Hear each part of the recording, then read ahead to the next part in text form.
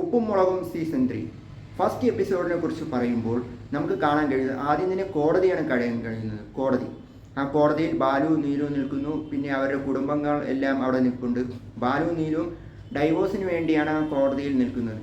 ആ അച്ഛൻ പറയുന്നു, ബാലുവിൻ്റെ അച്ഛൻ പറയുന്നു, പെട്ടെന്ന് തീർത്തിരുന്നെങ്കിൽ എനിക്ക് തേങ്ങ വെട്ടാനൊക്കെ പോകാമെന്നൊക്കെ പറയുന്നു. അതിനുശേഷം നമുക്ക് കാണാൻ കഴിയുന്നത് ജഡ്ജി പറയുന്നു കുട്ടികൾക്ക് ആരോടെ പോകാനാണ് ആഗ്രഹമെന്ന്. ആദ്യം പാറുവിനെ വിളിക്കുന്നു. പാറു നേരെ അമ്മയോടെ പോകുന്നു. പിന്നെ ലച്ചു, പിന്നെ ശിവ, അങ്ങനെ മൂന്നുപേരും നീലുവിൻ്റെ കൂടെ പോകുന്നു. അതിനുശേഷം കേശുവിനെയാണ് നമുക്ക് കാണാൻ കഴിയുന്നത്. കേശു നേരെ അച്ഛൻ്റെ അടുത്ത് പോകുമെന്ന് വിശ്വസിച്ചു നേരെ അങ്ങോട്ട് പോകുമ്പം കേശു പറയുന്നു എനിക്ക് റിസ്ക് എടുക്കാൻ വയ്യ, ഞാൻ അമ്മയോടെ പോകുന്നു. അത് കഴിഞ്ഞ് കാണുന്നത് ഇതൊക്കെ വെറും ഒരു സ്വപ്നമായിരുന്നു ബാലുവിൻ്റെ.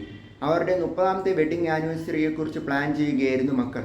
പിന്നെ അവരെ കുടുംബങ്ങളെല്ലാം വരുന്നു. അവരുടെ വെഡിങ് ആനിവേഴ്സറി നല്ല രീതിയിൽ നടത്തുന്നു.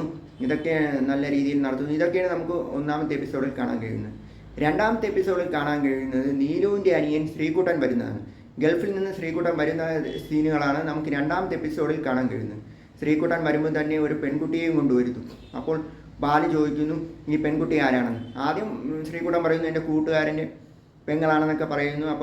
അപ്പം ബാലു പറയും കൂട്ടുകാരൻ വഴിയിൽ ഇറങ്ങി കാണും, ഞാൻ പോയി കൂട്ടുകാരനെ വിളിച്ചുകൊണ്ട് വരാമെന്ന് പറയുമ്പോഴത്തേക്ക് ശ്രീകുട്ടൻ പറയും ഇത് എൻ്റെ ഭാര്യയാണ്, ഒരു പ്രത്യേക സാഹചര്യത്തിൽ കെട്ടേണ്ടി വന്നെന്നൊക്കെ പറയുന്നു.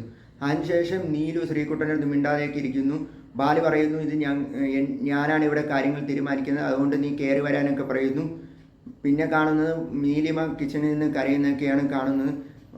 ശ്രീകുട്ടൻ ചെന്ന് സമാധാനിപ്പിക്കാൻ നോക്കുമ്പോഴൊന്നും നീലു അത്ര വഴങ്ങുമൊന്നുമില്ല.